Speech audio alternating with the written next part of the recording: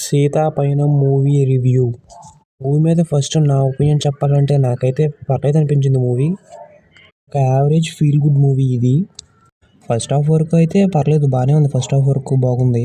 Second half మధ్య కొద్దిగా నాకైతే నచ్చలేదు. సెకండ్ హాఫ్ కొద్దిగా మూవీ తెలుగు డబ్బింగ్ అయితే కొంచెం బెటర్ ఉంటే బాగుంది అనిపించింది నాకైతే. Movie first half is good and second half is average.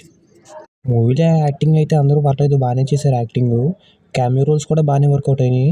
Heroine hero అయితే వాళ్ళ ఫస్ట్ మూవీ అయినా సరే బాగా చేశారు యాక్టింగ్ ఈ మూవీలో. అర్జున్ గారి స్టోరీ బాగానే ఉంది కానీ డైరెక్షన్ కూడా పర్లేదు అనిపించింది. కానీ స్క్రీన్ ప్లే ఇంకొంచెం బెటర్ ఉంటే బాగుంది అనిపించింది నాకైతే మూవీ చూసిన తర్వాత. సో ఫైనల్గా ఇంకా ఈ మూవీ గురించి ఒక ముక్కలో చెప్పాలంటే మాత్రం it's a below average movie. ఒక ఫ్యామిలీ డ్రామా మూవీ ఇది మొత్తం.